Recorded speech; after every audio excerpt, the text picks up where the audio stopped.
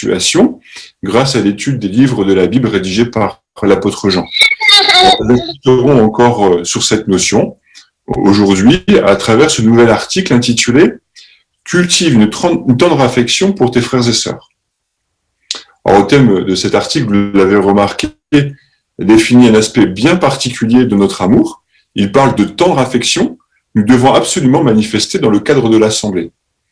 Alors, c'est d'ailleurs l'exhortation que l'apôtre Paul nous a lancée dans la lettre aux Romains au chapitre 12 au verset 10, verset clé, verset qui sert de base à notre étude.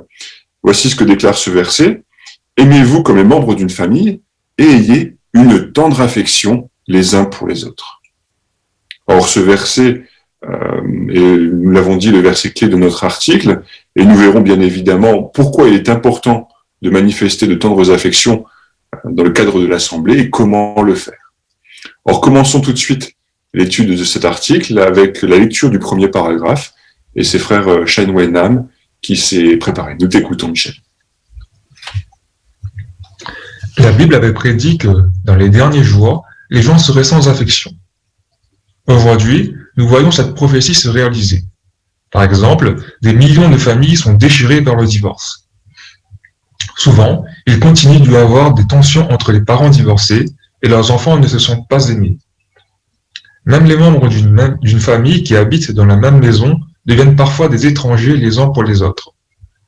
Un conseiller familial constate: la maman, le papa et les enfants sont déconnectés les uns des autres. Par contre, ils sont connectés à leur ordinateur, à leur tablette, à leur smartphone ou à leur console de jeux vidéo. Même s'ils vivent sous le même toit, ils se connaissent à peine. Alors, première question, qu'est-ce qui montre que les gens sont sans affection?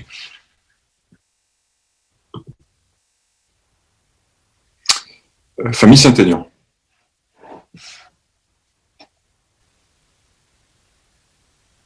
La Bible avait prédit que dans les derniers jours, les gens seront vraiment sans affection. Cette profession se réalise aujourd'hui. Voir en 2 Timothée 3 à 4, sans esprit d'entente, sans maîtrise des choix, cruel, ami de plaisir plutôt qu'ami de Dieu. Très bien, c'est effectivement ce que la Bible annonçait. Et puis, dans le constat actuel, que faites-vous? Sœur Guérin, Émeraude? Malheureusement, aujourd'hui, c'est un fait. Les membres d'une même famille, en fait, parfois sont des étrangers, même sous le même toit. Donc, on voit bien que les gens sont hyper connectés avec leurs appareils, mais ils sont déconnectés des membres de leur famille. Très bien, effectivement. C'est la dure réalité. Sœur Talzac? Cela m'a fait penser à une vidéo qu'on a sur jw.org, présentation du secret des familles heureuses, qui dure 1 minute 10. On voit le comportement des personnes, il y a un manque de communication flagrante, et c'est pour ça que malheureusement les familles se disputent et sont divisées, et notamment par les appareils aussi électroniques, comme Sœur Guérin vient de le dire. Très bien. Donc, au vu de ce constat, on comprend très bien l'idée de cet article et l'intérêt de celui-ci. Voyons ça d'un peu plus près, d'ailleurs, avec les paragraphes 2 et 3. Nous ne voulons pas nous laisser influencer par le manque d'amour qui caractérise le monde. Nous voulons, au contraire, cultiver une tendre affection, non seulement pour les membres de notre famille, mais aussi pour nos frères et sœurs dans la foi. L'expression « tendre affection » désigne les relations chaleureuses qui existent entre les membres d'une famille. C'est ce genre d'amour que nous devons avoir pour notre famille spirituelle, c'est-à-dire nos compagnons chrétiens. Quand nous leur témoignons une tendre affection, nous contribuons à l'unité qui règne dans l'Assemblée et qui est un aspect essentiel du vrai culte. Pour nous aider à cultiver une tendre affection envers nos frères et sœurs, examinons l'exemple de Jéhovah et celui de personnages bibliques.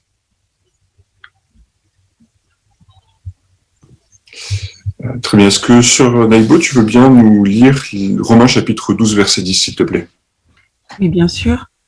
Aimez-vous comme les membres d'une famille et ayez une tendre affection les uns pour les autres.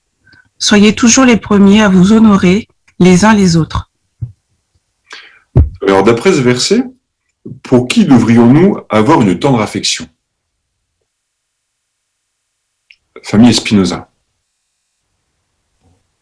Nous devrions avoir une tendre affection à nos frères et sœurs dans la foi et les aimer comme nous aimons notre propre famille.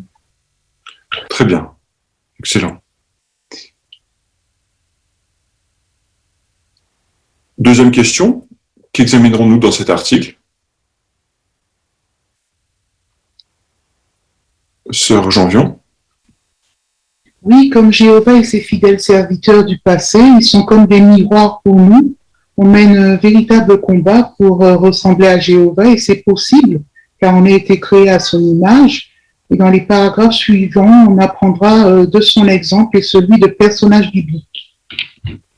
Voilà, très bien. Alors, commençons tout de suite l'examen de cet article, et puis plus particulièrement de l'exemple de Jéhovah, avec le paragraphe 4 et l'intertitre « Jéhovah est plein de tendre affection ». La Bible nous révèle que Jéhovah a des qualités extraordinaires. Par exemple, elle dit que Dieu est amour. À elle seule, cette idée nous attire déjà à lui. Mais la Bible affirme aussi qu'il est plein de tendre affection. Quelle façon chaleureuse d'exprimer les sentiments forts que Jéhovah a pour nous. Merci beaucoup. Est-ce que, Raïssa, tu veux bien lire Jacques chapitre 5, verset 11, s'il te plaît? Il est dit, « Voyez, nous déclarons heureux ceux qui ont enduré. Vous avez entendu parler de l'endurance de Job, et vous avez vu ce que Jéhovah a fait pour lui à la fin.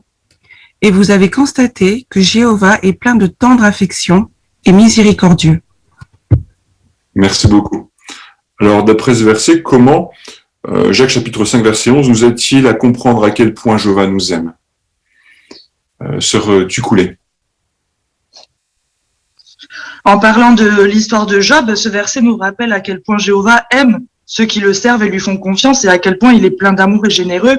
On se rappelle que Job a enduré beaucoup d'épreuves et Jéhovah ne s'est pas contenté de le soutenir, mais en plus de ça, une fois les épreuves terminées, il lui a redonné bien plus que ce qu'il avait perdu. Et cela nous montre que Jéhovah ne prend pas plaisir à nous voir souffrir dans ce monde, mais au contraire, il a hâte de pouvoir nous donner à nous aussi bien plus que tout ce que l'on perd à cause de Satan. Merci beaucoup d'avoir insisté sur cet exemple, effectivement, de Job. Frère ou sœur Barbessou? Puis si on s'arrête sur l'expression, on voit qu'il dit pas simplement que Jéhovah est affectueux, mais il est plein, donc il a une grande quantité d'affection, et pas n'importe quelle affection, on parle d'une tendre affection. Donc avec ces adjectifs, ça nous permet de nous rendre compte de la chaleur de l'affection de Jéhovah. Très bien, excellent. Sœur Rougar. Et le disciple Jacques dit, vous avez entendu parler. Mais si on en a entendu parler, c'est bien parce que Jéhovah a fait en sorte que cette histoire soit consignée. Et ça montre aussi que, en fait, il est très attentif à des histoires de vie qui certes peuvent être dramatiques, celle de Job l'est particulièrement, il y avait des enjeux derrière. Mais ça montre aussi que Jéhovah est très attentif à ce qui nous arrive. Et c'est ça aussi qui montre sa tendre affection à notre égard. Très bien, très bonne remarque. Sœur Jouando.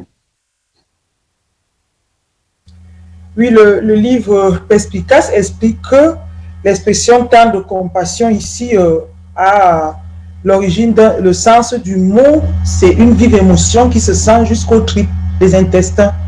Donc, il y a des personnes qui voient les autres souffrir, ils passent, et d'autres qui vont vraiment être touchés au point d'être dérangés et vouloir à tout prix leur venir en aide. C'est le genre d'affection que Jéhovah a pour ses serviteurs.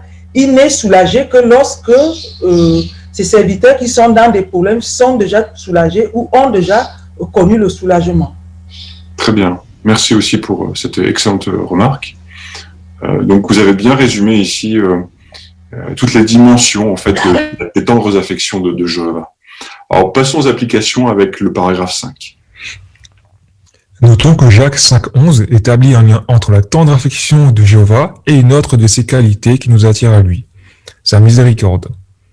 Jéhovah se montre miséricordieux envers nous, notamment en nous pardonnant. Mais au sens biblique du terme, la miséricorde implique bien plus que le pardon. Il s'agit d'un sentiment très fort que quelqu'un ressent au plus profond de lui quand il voit une personne en détresse et qui le pousse à essayer de la soulager. Jéhovah dit d'ailleurs que le vif désir qu'il a de nous aider est encore plus fort que celui d'une mère pour son enfant. Et quand nous rencontrons des difficultés, sa miséricorde l'incite à nous venir en aide. Comment l'imiter? Nous pouvons faire preuve de miséricorde envers nos frères et sœurs en leur pardonnant et en ne leur gardant pas rancune quand ils nous déçoivent. Mais c'est avant tout en leur apportant notre soutien quand ils traversent des épreuves que nous manifesterons cette qualité envers eux. Quand l'amour nous pousse à témoigner de la miséricorde aux autres, nous imitons Jéhovah, le plus grand exemple de tendre affection qui soit. Alors comment Jéhovah fait-il preuve de miséricorde envers nous? Et comment pouvons-nous l'imiter? On peut peut-être déjà répondre à la première partie de la question. Comment Jéhovah fait-il preuve de miséricorde envers nous? Famille Saint-Aignan.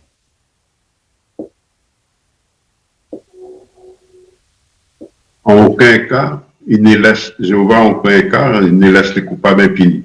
Comme on voit en Exode 34, verset 7, parce que Jéhovah est un Dieu d'amour et juste. Très bien. Alors, ce verset insiste aussi sur une autre qualité de Jéhovah, qui fait référence justement aux tendre affection. Sœur Cathy Borde. Oui, tout à l'heure, Virginie en parlait en parlant des entrailles.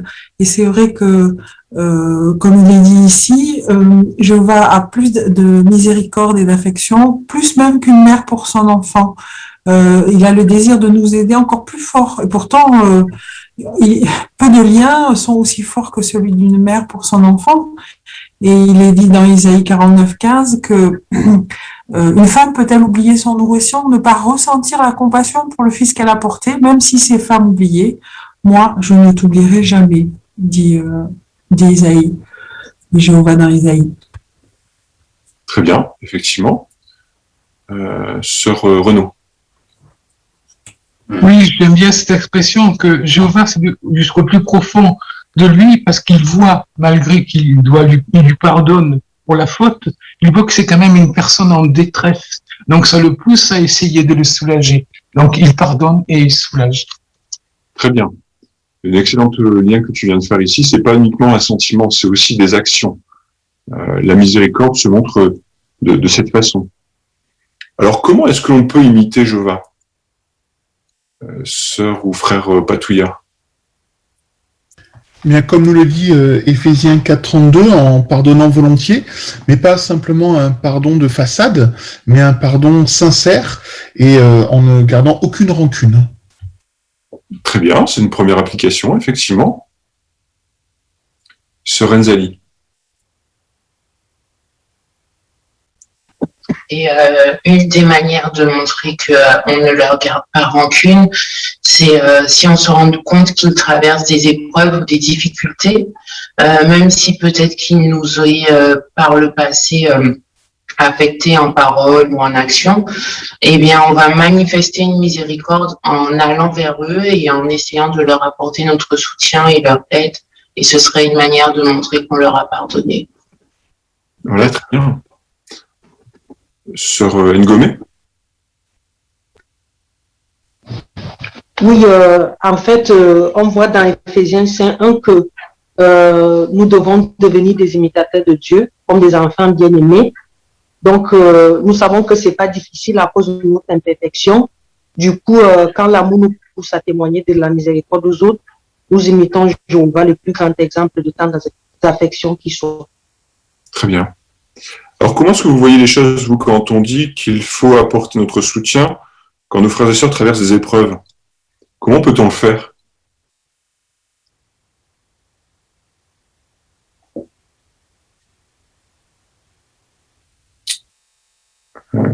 Frère Rodriguez. Les circonstances ne manquent pas.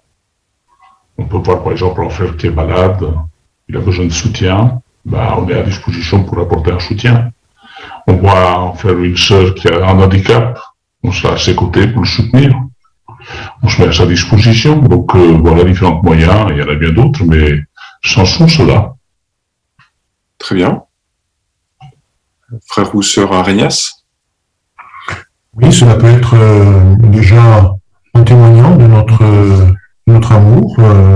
Parfois, sur le plan pratique, on ne peut pas faire grand-chose, mais le simple fait de montrer à un compagnon qui traverse des épreuves que nous sommes vraiment avec lui de tout cœur et que nous prions pour lui, eh bien cela est certainement un moyen de lui apporter un soutien. Très bien, effectivement.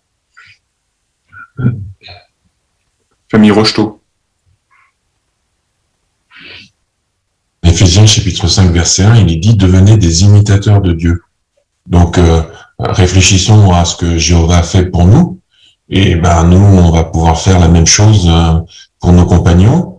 Alors, sûrement moins bien, ça c'est une certitude, mais au moins de faire le maximum de ce que nous pouvons en étant comme un imitateur de Jéhovah. Très bien. Excellent. Poursuivons avec un deuxième exemple. On a vu celui de Jovin. Parlons de celui de Jonathan et David et de la profonde amitié qui les liait. Commençons cette étude avec le paragraphe 6. La Bible parle d'humains imparfaits qui se sont manifestés une tendre affection. Examinons l'exemple de Jonathan et David. La Bible dit « Jonathan se mit à aimer David comme lui-même et se lia d'une profonde amitié. » David a été choisi par Dieu pour succéder au roi Saül. Par la suite, Saül est devenu très jaloux de lui et a essayé de le tuer. Mais Jonathan, son fils, ne s'est jamais joint à lui quand il cherchait à éliminer David. Jonathan et David se sont promis de rester amis et de toujours se soutenir l'un l'autre. Comment Jonathan et David se sont-ils manifestés une tendre affection?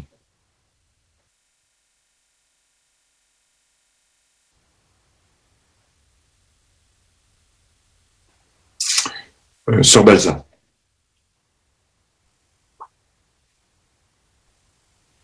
Eh bien, c'est mis en évidence en 1 Samuel 20, 42. Il montre qu'ils ont fait devant Jéhovah un serment, un pacte d'amitié qui les a liés, eux et leur descendance. Et vraiment, comme on va le voir dans la suite des paragraphes, ils ont respecté ce pacte d'amitié, cette amitié tellement profonde qui les unissait. Donc, comme on va le voir, bien, Jonathan n'a pas soutenu son père dans son désir d'éliminer David. Très bien. D'ailleurs, est-ce qu'on peut aller un peu plus loin dans la façon dont cette amitié s'est manifestée? Famille Van der Bor. Oui, alors, ils ont mis le Jéhovah au milieu de leur amitié. Finalement, c'est ce qui devient le plus fort parce que c'est comme une alliance. Parfois, peut-être l'un des deux amis peut rompre cette alliance par son comportement. Mais comme il y a Jéhovah au milieu, Jéhovah jamais il nous décevra. Donc, on aura toujours cet engagement envers Jéhovah. Donc, c'est vraiment un lien profond d'amitié et une belle base pour qu'elle tienne à tout jamais. Très bien. Très bonne remarque. Sœur Jouando. Oui, lorsque David voit le géant Goliath menacer le peuple de Jéhovah, ça faisait des jours. Et on voit ce petit garçon qui vient pour lutter contre Goliath.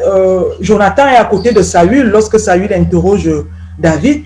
Et les paroles qui vont sortir de la bouche de David, une foi inébranlable en Jéhovah, vont faire que Jonathan va écouter. Lorsque donc David a déjà tué Goliath, ça va montrer vraiment que Jonathan apprécie non pas David parce qu'il a bien manipulé la fronde, non, mais c'est parce que David il a vu que la confiance de David est totale en Jéhovah. Et comme le frère a dit tout à l'heure, c'est ça qui va créer une affection très profonde entre Jonathan et David. Très bien. Merci beaucoup pour vos excellents commentaires. Continuons avec le paragraphe 7 et voyons ce qui aurait pu être un frein à leur amitié. La tendre affection que se témoignaient Jonathan et David est d'autant plus remarquable que certaines choses auraient pu les empêcher de devenir amis. Par exemple, Jonathan avait une trentaine d'années de plus que David. Il aurait pu se dire qu'il n'avait aucun point commun avec cet homme bien plus jeune et bien moins expérimenté que lui. mais il ne l'a pas considéré ni traité comme quelqu'un d'inférieur. Alors, pour répondre à cette question, on peut s'aider de l'illustration qui est avec. Qu'est-ce qui aurait pu empêcher Jonathan et David de devenir amis? Famille Hawken. Il y avait une grande différence d'âge. Jonathan avait une trentaine d'années de plus que David. Et ça aurait pu être un frein à leur amitié si Jonathan s'était vu comme supérieur à cause de son expérience dans la vie, et parce que c'était aussi le fils du roi. Mais ce n'était pas du tout un frein pour lui, pour cette amitié, cette belle amitié entre les deux. Très bien. Tu as mis effectivement en perspective ce que aurait pu ressentir David. Est-ce que on peut imaginer aussi comment cette différence d'âge aurait pu jouer en faveur aussi de Jonathan? Comment lui aurait-il pu voir les choses?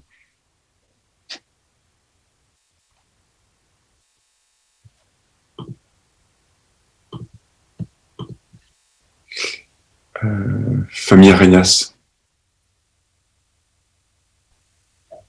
Mais oui, Jonathan aurait pu dire, bon, c'est un petit jeune, hein, il n'a pas d'expérience, il n'est pas expérimenté comme je le suis, c'était un bon guerrier, hein, un des meilleurs guerriers avec son père.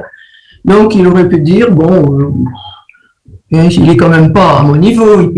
Mais non, c'est pas ce qui s'est passé. Hein. Au contraire, il a vu quand même qu'il était vaillant quand il l'a vu avec Goliath. Tout de suite, son cœur s'est enflammé pour lui. Il a eu vraiment une amitié profonde pour David. Voilà, très bien. Ce regard. Et puis, tout en ayant une amitié, elle aurait pu quand même être asymétrique parce que, fort de son expérience, il aurait pu être méprisant dans la façon dont il s'adressait à lui, Jonathan, à l'égard de David. Voilà, en se plaçant systématiquement, mais sans que ce soit entre guillemets officiel, en se plaçant systématiquement, en sachant, parce que, comme on l'a dit, il avait l'expérience, etc. Donc, il aurait pu instaurer un malaise dans leur relation d'amitié qui, au fait, n'aurait été qu'une pseudo-amitié, finalement. Très bien, tout à fait. Alors, voyons d'autres qualités de Jonathan dans cette amitié, avec le paragraphe 8. Jonathan aurait pu être jaloux de David. Il aurait pu insister pour que ce soit lui, le fils du roi, qui hérite du trône. Mais il était humble et fidèle à Jéhovah. Il a donc pleinement soutenu la décision de Jéhovah de faire de David le futur roi. Il était aussi fidèle à David, même si à cause de cela, il a dû subir la colère de son père.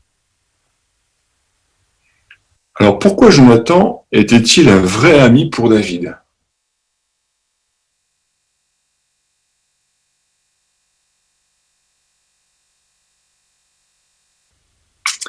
Sœur Borne, Edith Maria.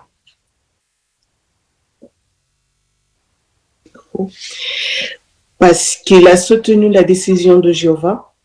Il était quand même l'héritier et pourtant il a fait pleinement confiance à Jéhovah. Il n'a pas montré de jalousie.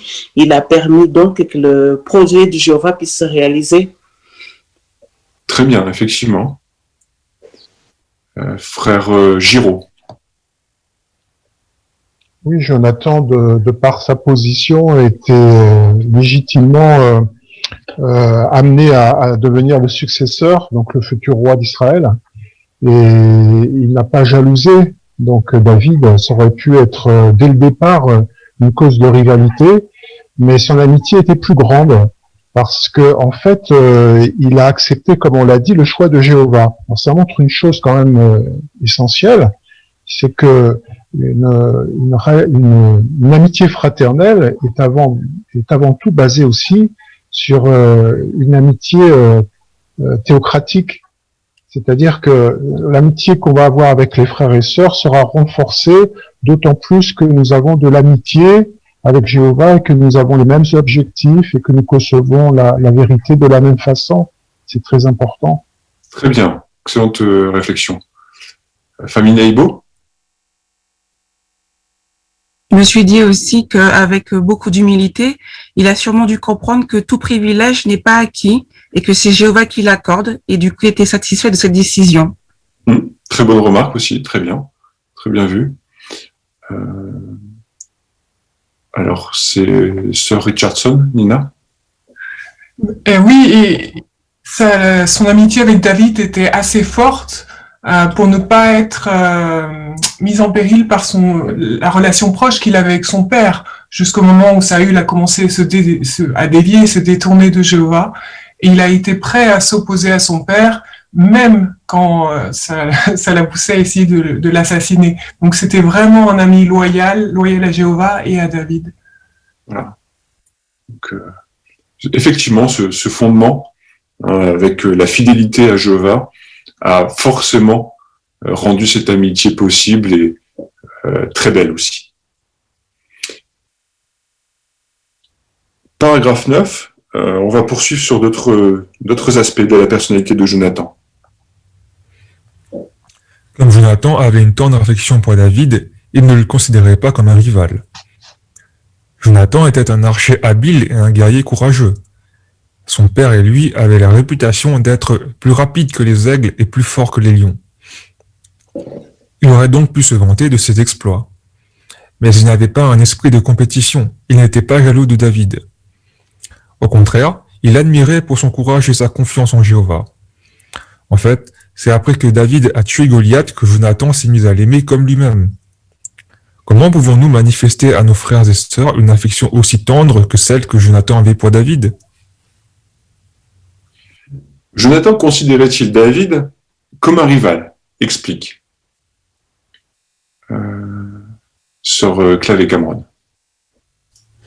Alors non, pas du tout. Ce qui est intéressant, c'est de voir qu'en fait, cette amitié très profonde qui les a liés, elle a commencé peu après que David ait tué Goliath. On lit en 1 Samuel 18, verset 1, que lorsque Jonathan entendit ce que David disait à Saül, alors il se mit à l'aimer comme lui-même. Donc, bien loin de faire naître en Jonathan des sentiments de jalousie, d'envie, en fait, cet événement, il a marqué le début de leur profonde amitié, parce que Jonathan s'est rendu compte que David avait l'esprit de Jéhovah, et du coup, il l'admirait pour cela, il était fier de le compter parmi ses amis. Très bien, effectivement. Est-ce qu'on peut insister sur ce qui a aidé Jonathan à garder le bon point de vue sur David, et ce qui a renforcé aussi leur amitié?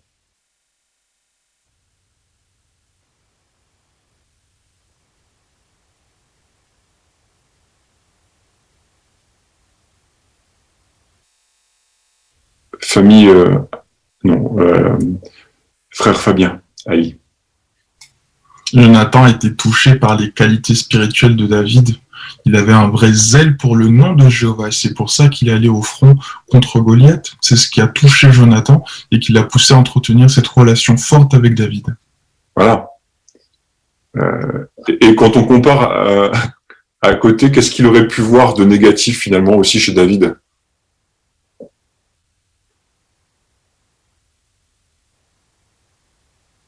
Sœur Borde, Cathy.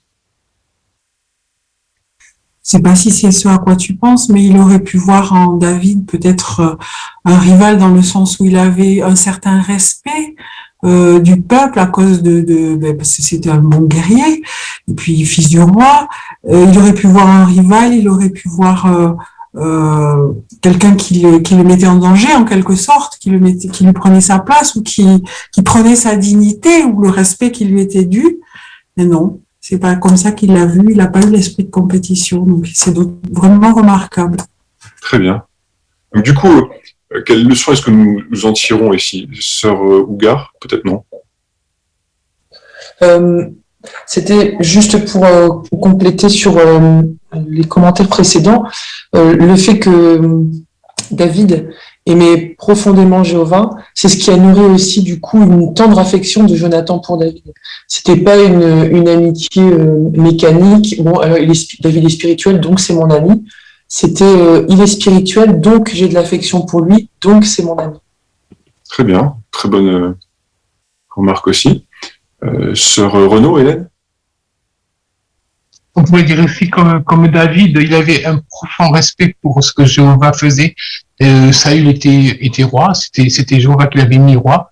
Donc, il respectait cela. Et nous, c'est pareil. Nos frères et sœurs, défaut ou pas défaut, vraiment, on respecte nos frères et sœurs parce que c'est Jéhovah qui les a. Très bien, très bonne application. Et effectivement, Jonathan s'est toujours concentré en fait sur les qualités de David. Il a toujours eu un regard positif sur lui, et ce qui l'a aidé à être un bon ami, et puis à rester aussi à sa place, à ne pas vouloir s'opposer à la volonté aussi de Jéhovah lorsque David a été fait roi. Nous passons maintenant à des applications plus précises de cette amitié, avec cet intertitre « Comment témoigner une tendre affection à nos compagnons ?» Paragraphe 10. La Bible dit que nous devons nous aimer les uns les autres intensément avec le cœur. Jéhovah nous donne l'exemple dans ce domaine. Son amour pour nous est tellement intense que si nous lui restons fidèles, rien ne pourra jamais briser ce lien qui nous unit à lui. Le mot grec rendu par intensément signifie littéralement d'une manière étendue et implique des efforts soutenus. Parfois, il nous faudra fournir de gros efforts pour étendre notre amour envers un compagnon chrétien au point d'avoir pour lui une tendre affection. Par exemple, il peut arriver qu'un compagnon nous irrite. Dans ce cas, continuons de nous supporter les uns les autres dans l'amour et efforçons-nous réellement de maintenir l'unité de l'esprit dans le lien de la paix. Si nous essayons vraiment de favoriser la paix, nous ne nous focaliserons pas sur les erreurs de nos frères et sœurs. Nous ferons de notre mieux pour les voir comme Jéhovah les voit. Alors, qu'implique s'aimer les uns les autres intensément avec le cœur?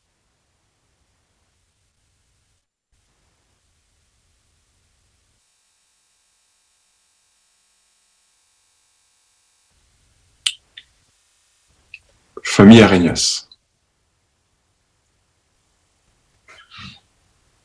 Eh bien, le mot intensément, en grec, signifie littéralement d'une manière étendue. Donc, c'est quand même important. Ça implique donc des efforts soutenus. Pourquoi? Parce que quelquefois, on peut être irrité par les uns, les autres, on est tous imparfaits. Donc, il nous faudra fournir des efforts pour aimer nos compagnons et avoir une tendre affection pour eux. Très bien. Donc, de prime abord, j'ai pas de lien, j'ai pas d'affinité avec un frère ou une sœur. Ça veut dire, bon, bah non, c'est pas la peine qu'il soit mon ami. Famille Jouando. Jésus avait abordé ce thème en disant que si nous n'aimons que ceux qui nous aiment, ou que si nous favorisons que ceux qui nous favorisent, nous ne faisons rien de plus. Parce que les gens des nations aussi font pareil, les collecteurs d'impôts aussi font pareil. Quand on dit d'étendre l'amitié ici, d'étendre nos affections, c'est comme si vous avez un drap qui est petit et il faut vraiment l'étendre pour que vos pieds se couvrent. On va faire des vigoureux efforts parce que ces efforts-là sont payants, ces efforts-là contribuent à l'unité et ces efforts-là glorifient Jéhovah. Donc on ne va pas s'arrêter, on va chercher auprès des frères et sœurs que nous n'avons pas naturellement des affinités. On va chercher ce qui est bon en eux et avoir le regard que Jéhovah a envers eux. Très bien. Bon, regardez là, dans le paragraphe, on parle d'un compagnon qui nous irrite. Comment les efforts vont se manifester?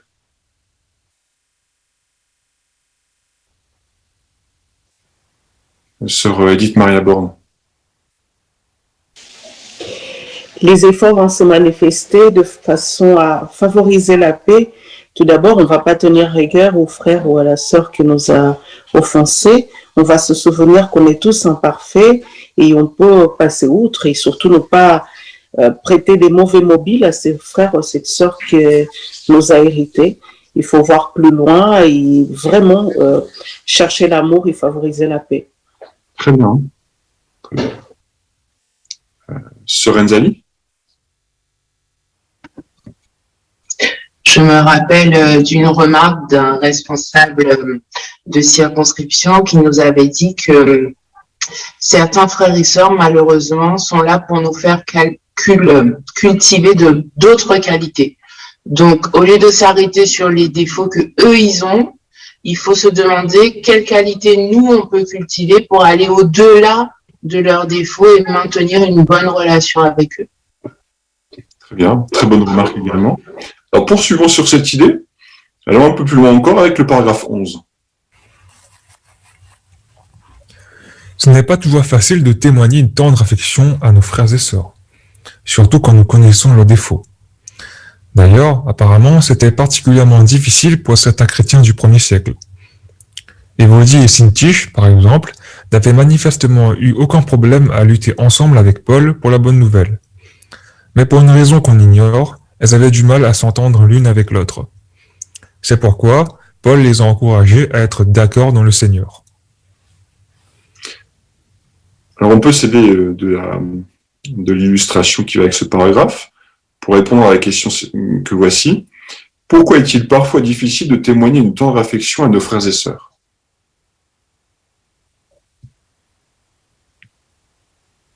Frère Fabien Lee.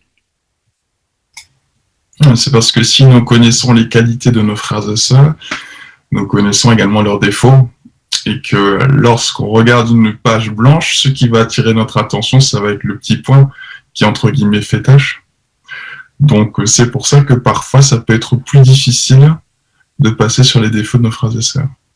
Très bien. Tu as dit quelque chose de très juste. Là, si on s'imagine dans la situation, qu'est-ce qui se passe dans la tête des deux sœurs là, pour qu'elles soient en froid comme ça?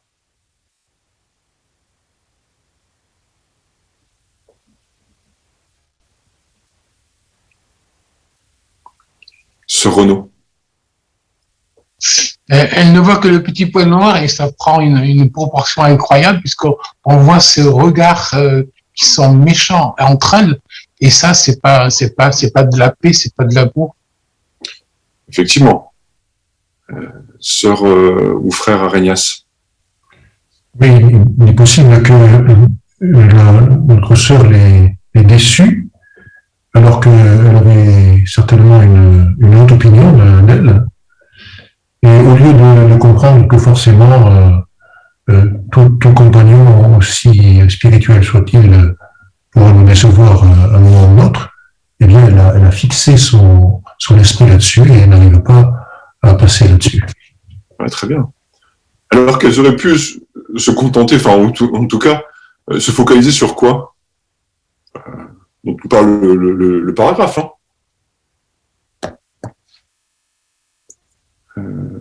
Madame Vincent.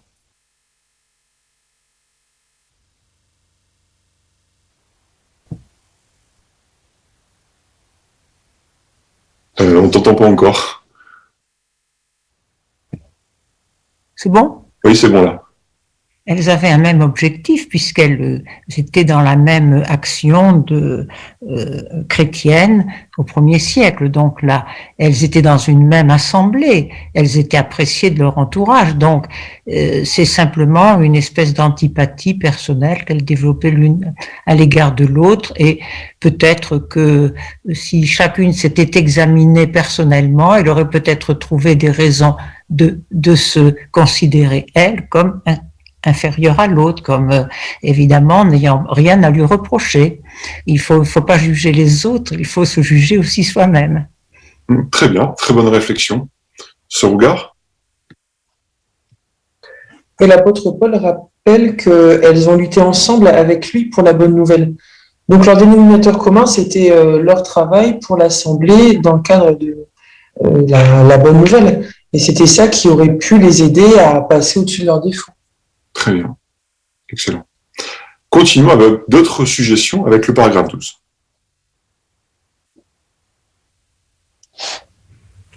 Comment pouvons-nous cultiver une tendre affection pour nos frères et sœurs? En apprenant à mieux les connaître, car cela nous permettra de mieux les comprendre. Les différences d'âge et de culture ne devraient pas être un obstacle. Rappelons-nous que Jonathan avait environ 30 ans de plus que David. Pourtant, ils sont devenus amis. Pourrais-tu chercher à te rapprocher de quelqu'un qui est plus âgé ou plus jeune que toi dans l'assemblée? Tu montreras ainsi que tu aimes toute la communauté des frères. Bien, deux illustrations pour ce paragraphe. Comment pouvons-nous cultiver une tendre affection pour nos frères et sœurs? Madame Ayabavi, En apprenant à mieux les connaître, Tout à fait. C'est une première idée importante. Sœur Clavet, Cameron? Continuer sur le commentaire de Lali. J'aime bien l'avant-dernière phrase du paragraphe qui nous incite à chercher à nous rapprocher de quelqu'un qui est plus jeune ou plus âgé dans l'assemblée. Et ça rappelle un petit peu le verset clé de l'étude, Romains 12-10, où Paul nous dit d'être les premiers à nous honorer les uns les autres. Donc, pour cultiver cette tendre affection, la favoriser, l'élargir aussi dans notre assemblée, il faut qu'on prenne l'initiative de nous intéresser à nos compagnons, de faire le premier pas pour apprendre à mieux les connaître et du coup mieux les aimer. Très bien, effectivement. Alors, comment est-ce qu'on discerne ça à travers les deux illustrations? Quels efforts fournissent à la fois notre jeune et notre frère plus âgé?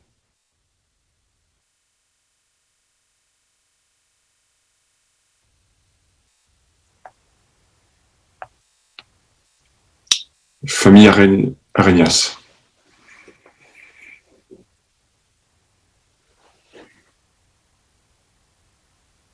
On vous entend pas. Pardon. Ouais. Dans la première image, là, il y a donc il y a des anciens qui sont là, des jeunes, des plus âgés, et on voit qu'il y a un respect des uns et des autres, et que les anciens écoutent le frère qui est jeune là et qui expose certainement quelque chose d'intéressant. Voilà. Et l'autre image, on voit un couple de frères et sœurs âgés et des jeunes qui arrivent.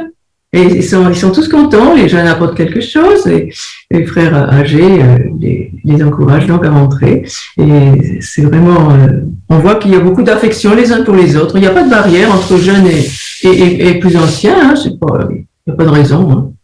Un jour, on se retrouvera tous au même âge, peut-être. Tout à fait, Michel. Ce regard. Donc, on retrouve ces deux frères dans la réunion d'anciens, et ensuite, ils s'invitent l'un l'autre. Donc, il y a vraiment un lien qui se crée en dehors aussi des activités strictement théocratiques. C'est aussi comme ça que l'on noue des amitiés solides. Évidemment, il ne s'agit pas non plus de dire que le seul lien théocratique est insuffisant pour créer une amitié, mais n'empêche qu'il faut aussi susciter des occasions supplémentaires pour se rapprocher de nos frères et sœurs, et notamment lorsqu'il y a une différence d'âge ou une différence de culture ou une différence de métier exercé, etc. Et c'est ce que ces deux illustrations montrent vraiment bien. Tout à fait. L'un comme l'autre ont véritablement cherché cette amitié. Famille Van der Bor? Oui, un petit peu pour vous dire ce que tu veux dire, le fait de chercher cela, dans la première image, là, on imagine cette réunion d'anciens, peut-être que la tendance naturelle, si on ne faisait pas d'effort, ça serait de peut-être manquer d'intérêt pour un jeune, parce qu'on pourrait se dire qu'il n'a pas d'expérience. Mais là, on voit que ce frère, voilà, il fait l'effort de cultiver cela, comme David et Jonathan le faisaient, de chercher à voir justement ces belles qualités spirituelles. Et cet effort, se déroule des deux côtés. Très bien. Poursuivons maintenant avec le paragraphe 13 et voyons un piège qui peut être lié à l'amitié. Si nous développons une tendre affection pour nos compagnons, cela nous amènera-t-il à nouer une amitié intime avec chacun d'eux? Non, ce n'est pas possible. Nous nous sentons parfois plus proches de ceux qui ont les mêmes centres d'intérêt que nous, et il n'y a rien de mal à cela. Jésus a appelé tous ses apôtres amis, mais il avait une affection particulière pour Jean. Il n'a pas pour autant fait preuve de favoritisme envers lui. Par exemple, quand Jean et son frère Jacques lui ont demandé de leur accorder une position en vue dans le royaume de Dieu, il leur a dit « Ce n'est pas à moi de décider qui va s'asseoir à ma droite ou à ma gauche. » Alors, imitons Jésus en ne faisant pas preuve de favoritisme envers nos amis. Le favoritisme est un facteur de division, et les divisions n'ont pas leur place dans l'Assemblée. Alors, pourquoi est-il normal de se sentir plus proche de certains membres de l'Assemblée que d'autres?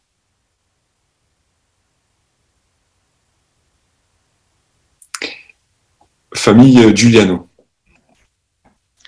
Oui, on voit là dans le paragraphe que s'entendre mieux avec certaines personnes, c'est absolument normal. Quand on a des similitudes, du feeling, des affinités avec des gens, il n'y a pas du tout de mal à ça. Jésus, il avait particulièrement une affinité pour Jean. Mais dans le paragraphe, il y a le texte de Jacques, chapitre 2, 3 et 4, qui parle du favoritisme envers les différentes classes sociales.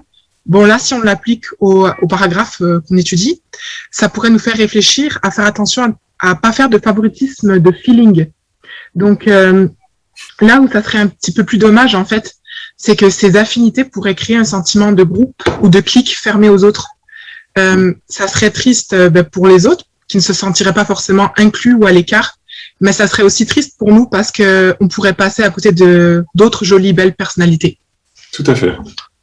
Très bonne remarque.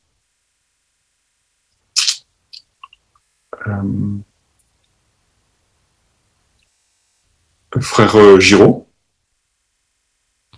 Oui, donc l'exemple de Jésus et de l'apôtre Jean est tout à fait parlant.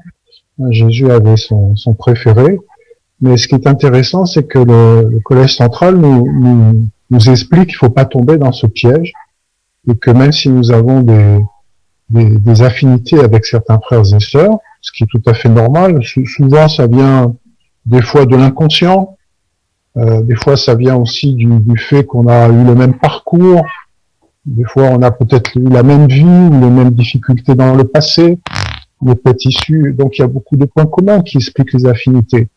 Le problème c'est de pas tomber, comme on l'a dit, dans le piège de du favoritisme, ou de faire des clans. Ça rejoint ce qu'on a dit tout à l'heure. Hein, ce serait pas normal dans une assemblée de voir des jeunes qui sortent toujours entre eux, toujours avec les mêmes, qui sortent toujours en prédication ensemble. Hein, ça, c'est des choses, bien sûr, qu'on ne devrait pas voir, et qu'on ne voit pas d'ailleurs. Et c'est pour ça que c'est intéressant d'être conscient des choses, mais de trouver son équilibre entre les deux, et l'importance aussi de se faire de bons amis, par contre, dans l'assemblée. Tout à fait, très bien. L'excès de sentiments, effectivement, engendre souvent ce problème du favoritisme. Après, effectivement, l'équilibre est possible. C'est ce que montre le paragraphe. Poursuivons. Paragraphe 14, on a vu tout à l'heure que une des principales qualités de Jonathan, c'était qu'il n'avait pas l'esprit de compétition. Alors, comment imiter son exemple? Voyons avec le paragraphe 14. Voyons. En nous témoignant mutuellement une tendre affection, nous protégeons l'assemblée contre l'esprit de compétition. Souvenons-nous que Jonathan n'a pas été jaloux de David parce que Jéhovah l'avait choisi pour être roi. Il ne voyait pas en lui un rival. Comment pouvons-nous l'imiter? Ne considérons pas ceux avec qui nous collaborons comme des rivaux. Ne jalousons pas leurs capacités. Avec humilité, considérons-les plutôt comme supérieurs à nous.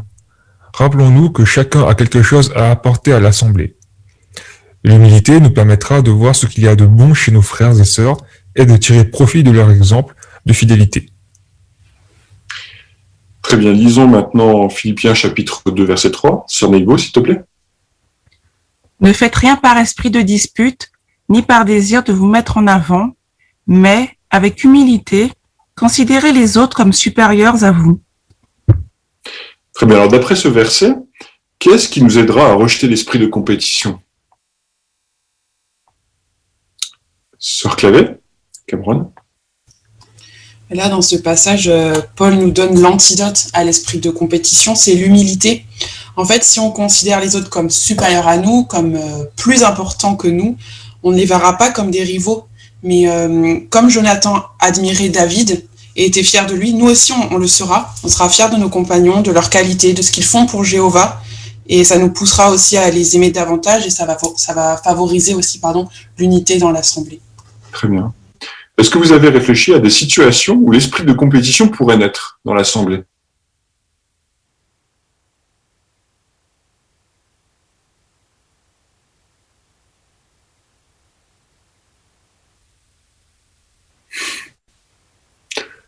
Sœur Ougar.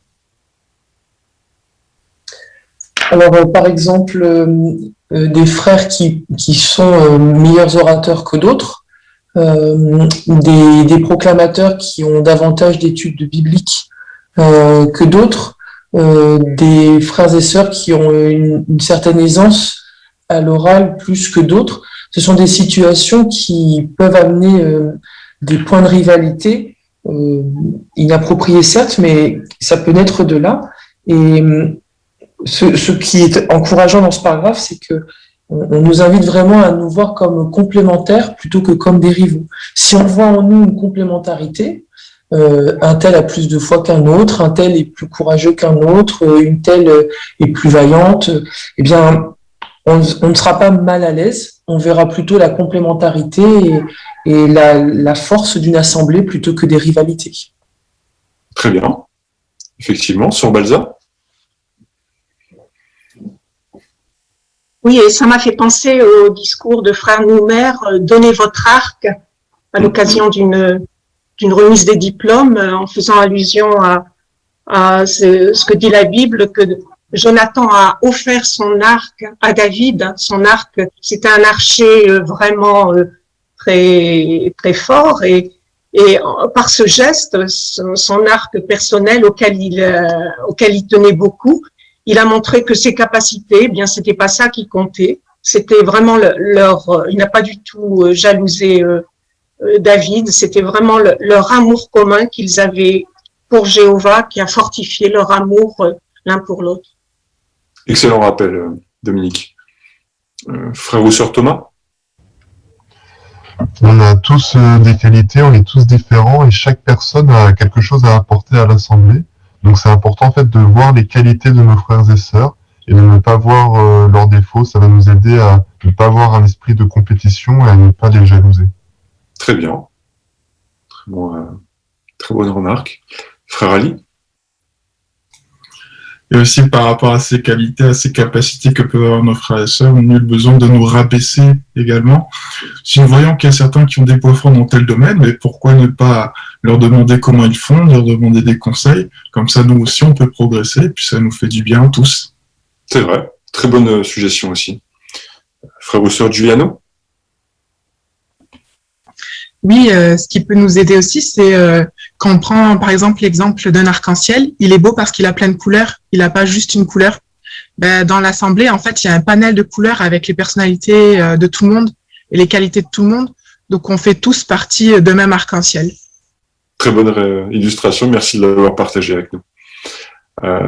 Continuons, paragraphe 15, et voyons un cas précis où justement la tendre affection s'est manifestée dans l'assemblée. Quand une épreuve inattendue nous frappe, Jéhovah nous console en incitant nos frères et sœurs à nous manifester une tendre affection et à nous apporter une aide pratique. Prenons l'exemple d'une mère et de ses 3 enfants qui ont assisté à une assemblée internationale. L'amour ne disparaît jamais en 2019 aux États-Unis. Malheureusement, après la session du samedi après-midi, ils ont eu un accident de voiture. Tania, la maman, raconte. On rentrait à l'hôtel quand un conducteur a perdu le contrôle de son véhicule. Ça a déporté sur notre voie et nous a percutés. Personne n'était blessé, mais on est sorti de la voiture et on est resté là, sur l'autoroute, complètement sous le choc. Quelqu'un, au bord de la route, nous faisait des signes et nous invitait à venir dans sa voiture pour nous mettre en sécurité. C'était l'un de nos frères qui, comme nous, venait de quitter l'assemblée. Il n'a pas été le seul à nous proposer son aide. 5 frères et sœurs de Suède se sont aussi arrêtés. Les sœurs nous ont serrés très fort dans leurs bras, ma fille et moi. On en avait terriblement besoin. Je leur ai dit plusieurs fois que mes enfants et moi, on allait tous bien, mais elles ne voulaient pas nous laisser seuls. Elles sont restées avec nous même après l'arrivée des secours, et elles ont veillé à ce qu'on ait tout ce qu'il nous fallait. Tout au long de cette épreuve, on a ressenti l'amour de Jéhovah. Ce qu'on a vécu ce jour-là a renforcé notre amour pour nos frères et sœurs, ainsi que notre amour et notre reconnaissance pour Jéhovah. As-tu connu une situation semblable? Un compagnon t'a-t-il un jour manifesté une tendre affection à un moment où tu en avais particulièrement besoin? Merci beaucoup. Alors, qu'apprends-tu de ce qui est arrivé à Tania et ses enfants? Sœur Tukulé. Alors moi, j'avais une petite histoire à raconter, je l'ai déjà racontée à certains d'ailleurs. Lors de notre voyage de noces à Rome, mon mari et moi, en fait, on avait passé du temps sur nos portables pour passer le temps lors du trajet. Et bien évidemment, bah, une fois arrivé, mon portable s'éteint, plus de batterie. Et comme c'était dans mon portable qu'il y avait l'itinéraire, bah, on se retrouve perdu, on commence à stresser un petit peu. Et en fait, en descendant du bus, bah, il y avait une grande place pas loin. Et on trouve des frères et sœurs qui étaient en train de faire du présentoir à l'époque. Et ben, on n'a pas réfléchi longtemps, on est allé vers eux et ils nous ont aidés à trouver notre chemin, bien sûr. Et le point en commun avec l'histoire de Tania, c'est qu'en fait, peu importe notre situation ou l'endroit où l'on se trouve, ben, nos frères et sœurs, c'est vraiment la lumière que Jéhovah envoie pour éclairer et embellir notre vie. Moi, en tout cas, c'est comme ça que je vous perçois. Merci beaucoup d'avoir partagé tes sentiments avec nous, Alison. Ça fait chaud au cœur. Est-ce que d'autres veulent s'exprimer aussi sur cette question, sur ce qui s'est passé pour Tania? Frère Ali. À la suite de cet accident, il n'y a pas qu'un seul frère qui s'est arrêté, il y en a plusieurs. On voit qu'il y a des sœurs qui ont manifesté vraiment cette tendre affection, cette tendre compassion. Elles les ont serrés très fort dans leurs bras, elles ne voulaient pas les laisser seules, elles sont restées même après la venue des secours. Donc cette tendre affection, elle colle, elle est collante, mais elle fait du bien. C'est-à-dire qu'on ne va pas abandonner nos frères et sœurs. Et donc ça, c'est vraiment imiter l'affection que nous donne Jéhovah. Très bien, tout à fait. Sœur Guérin, Émeraude. Ce que j'ai apprécié également dans son exemple, mais aussi dans les exemples qu'on a aujourd'hui, c'est que on se dit pas, ah bah puisqu'il y a un frère ou une sœur qui s'occupe déjà de tel, bah je vais pas le faire, donc il y a déjà quelqu'un. Donc en fait, plus on est nombreux à s'occuper de quelqu'un, plus la personne se sent bien. Je trouve que c'est merveilleux quand on se met à plusieurs pour consoler et aider quelqu'un. Très bien, excellente remarque, Émeraude. Famille Patouilla.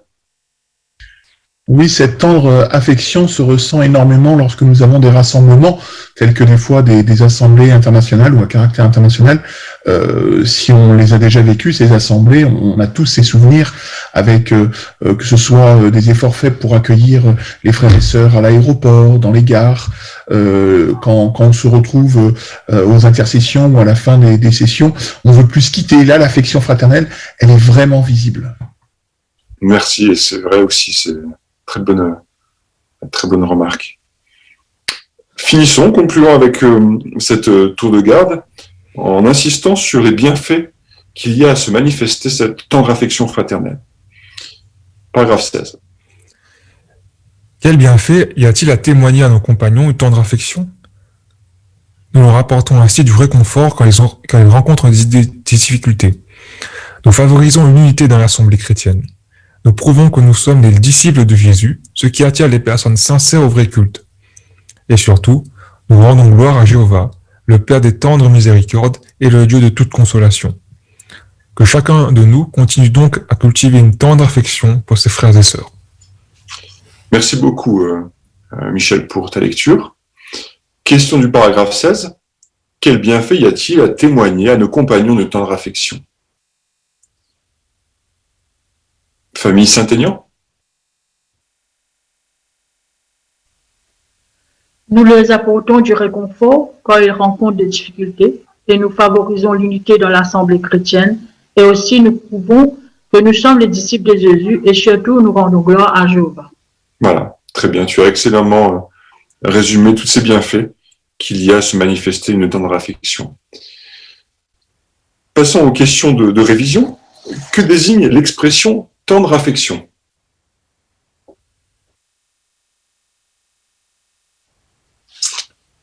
Sœur Clavé Cameron. Alors c'est un attachement qui est fort, tendre et personnel, et ça s'emploie très régulièrement à propos d'une personne qui est très intime avec une autre. Et une des racines de ce mot composé est souvent employée aussi dans le contexte d'une affection naturelle, comme celle qui unit les membres d'une famille, par exemple. Très bien. Famille Arenas. Voilà, et ces tendres sentiments d'affection qui existent dans les familles, comme l'a dit Cameron, doivent s'étendre, et ces sentiments doivent s'étendre également à toute notre famille spirituelle. Très bien. Quel bel exemple de tendre affection Jéhovah ainsi que Jonathan et David nous laissent-ils?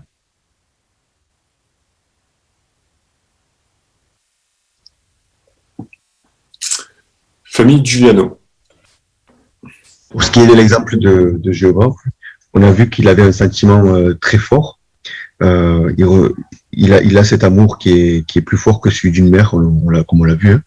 Donc il cherche tout le temps à nous venir en aide, très rapidement, notamment aussi en nous pardonnant, parce que c'est notre facette de son amour, le fait qu'il nous pardonne régulièrement.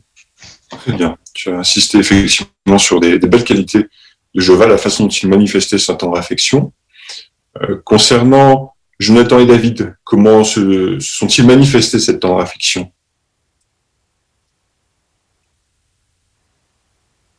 Sœur Jouando. L'affection de Jonathan et David était liée à l'amour qu'ils avaient eux deux pour Jéhovah. Et Jonathan a été quelqu'un qui a beaucoup aimé Jéhovah et qui n'a pas permis que certains facteurs limitants qui auraient pu le limiter dans son amitié avec David, c'est-à-dire qu'il était fils de roi, il était promis à prendre la place de David, ou il était plus âgé que David. Mais tous ces facteurs limitants-là, qui étaient humains, n'ont pas faibli l'affection qu'il a eue pour David parce qu'ils regardaient tous vers Jéhovah. Très bien. Donc, d'après cet exemple, on comprend qu'il n'y a pas d'obstacle qui devrait nous retenir de manifester notre tendre affection vis-à-vis de nos frères et sœurs. Dernière question, comment pouvons-nous témoigner une tendre affection à nos frères et sœurs? Sœur Janvion. Oui, comme l'explique, on l'a vu, de Corinthiens 12, nous sommes comme un corps avec tous les membres qui ont chacun leur utilité. Même le petit orteil, il contribue à l'équilibre de tout le corps, ce qui veut dire que dans l'assemblée, on veut considérer les plus faibles comme supérieurs à nous. Pour garder de saines relations entre nous, on évitera de semer la zizanie en étant jaloux de l'autre dans ce qu'il accomplit dans l'assemblée. Très bien, c'est une bonne réflexion, Yann. Sœur Borde. Merci. Oui, on peut imiter Jéhovah lorsqu'il nous voit comme des enfants, puisqu'on a parlé de l'amour d'une mère pour ses enfants. Est-ce qu'on peut pas essayer d'imaginer aussi nos frères et sœurs, non pas comme des enfants dans le sens on va les traiter comme des enfants, mais dans le sens où on peut les imaginer petits aux yeux devant Jéhovah, enfin on peut les imaginer petits garçons, petites filles, et comment Jéhovah les voit, ça peut nous aider, même comme on a vu, peut-être certains sont moins, on est moins attirés, mais c'est comme ça qu'on va imiter Jéhovah, et c'est comme ça que le verset de Michée 2:12 au début, au deuxième paragraphe, j'aime bien la fin. Il dit, je les regrouperai dans l'unité, comme des brebis dans un enclos, comme un troupeau dans son pâturage, et l'endroit, j'aime bien la fin, l'endroit sera bruyant de monde. Donc, bruyant de monde, non pas dans le sens de cris cacophoniques, mais bruyant de monde dans le sens une unité, une joyeuse famille, en fait. Merci vraiment à vous tous pour votre excellente participation. On aura apprécié vraiment le caractère pratique de cet article. Il nous aidera bien évidemment à renforcer les liens fraternels, la tendre affection que nous avons les uns pour les autres dans notre assemblée. Et nous sommes aussi persuadés, comme nous le rappelle le paragraphe 19, que cela favorisera l'unité de notre assemblée, prouvera que nous sommes réellement les disciples de Jésus et rendra gloire à notre Père Céleste Jéhovah. Nous chanterons pour finir le cantique numéro 130, intitulé « Pardonnons volontiers ». Et ensuite, frère Rocheteau prononcera la prière finale. Ce cantique est basé sur le psaume 86, verset 5. Nous chantons donc le cantique numéro 130.